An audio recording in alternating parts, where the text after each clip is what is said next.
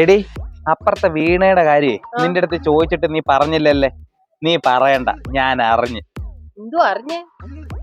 അറിഞ്ഞ എന്തോന്ന് വെച്ചാ സംഭവം ഇത്തിരി സീരിയസ് ആണ്.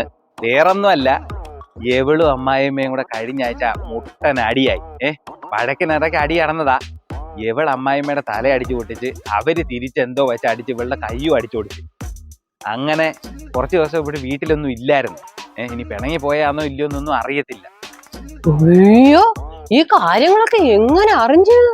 എടി, അത് അറിഞ്ഞ എങ്ങനെയാന്ന് ചോദിച്ചു കഴിഞ്ഞാ, എന്റെ കൂട്ടുകാരനില്ലേ ഷിജുവിന്റെ ഭാര്യയുടെ അനിയത്തിയോ എങ്ങാണ്ട് ഒരു ഹോസ്പിറ്റലിൽ വർക്ക് ചെയ്യുന്നുണ്ട്.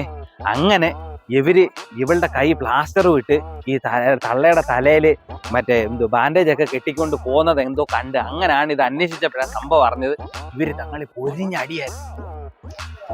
ഷിജു എന്തായാലും കൊള്ളാമല്ലേ, കേമായിട്ടുണ്ട്. എന്നാലേ അത് കള്ളവാ.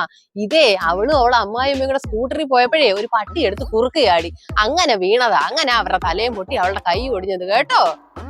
പുറത്ത് പിന്നെ അതല്ലേ പറയത്തുള്ളൂ. അടി കൂടിയതാന്ന് ആരെങ്കിലും പറയുവോ? കൂട്ടിന്ന് വീണതൊന്നും അല്ല, ഇത് അടി കൂടിയത് തന്നെ. ഷിജു അങ്ങനെ കള്ളമൊന്നും പറയത്തൊന്നുമില്ല. അവൻ അങ്ങനെ പരദൂഷണം പറയുന്ന ഒരു ശീലമില്ല. അല്ലെങ്കിൽ ഞങ്ങൾ ആണുങ്ങൾക്ക് അങ്ങനെ ഇവിടെ കേട്ട് അവിടെ കേട്ടുന്ന പരിപാടി നമ്മളുള്ള കാര്യം ഉള്ളതുപോലെ പറയുന്നു. എന്തായാലും കൊള്ളാം. എന്നാലേ അവരെ എടുത്ത് ആശുപത്രി കൊണ്ടുപോയ ആളാ എന്റെ അടുത്ത് ഇത് പറഞ്ഞത്. അവരെന്തായാലും വീട്ടിൽ അടി കൂടിയതല്ല കേട്ടോ. നല്ല രീതി കഴിയുന്ന ഒരു കുടുംബത്തെ ഇങ്ങനെയൊക്കെ തകർക്കാമല്ലേ? എന്തൊരു നുണയാ ഇത്. അത് പിന്നെ ചിലപ്പോ സ്കൂട്ടിൽ നിന്ന് വീണേ ആയിരിക്കും. നമുക്ക് അറിഞ്ഞൂടെ? നമുക്ക് ആരെങ്കിലും പറഞ്ഞുള്ള അറിവേ ഉള്ളൂ. എനിക്കല്ലാതെ ഞാൻ ആരെ പറ്റി ഇല്ലാത്ത കാര്യമൊന്നും പറയത്തൊന്നുമില്ല. പറയുന്നത് എന്തുവാ? 4 പെണ്ണുങ്ങൾ കൂടിയാലാ പരദൂഷണം. എന്നിട്ട് ഇവിടെ നടക്കുന്ന എന്തുവാ?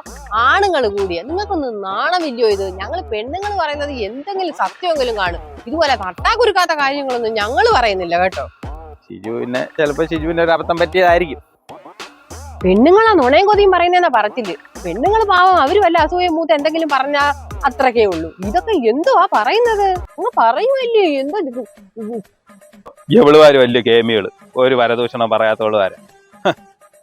നമുക്കൊന്ന് പാളിപ്പോയി. എന്തായാലും സത്യം കണ്ടുപിടിക്കും കേട്ടോ.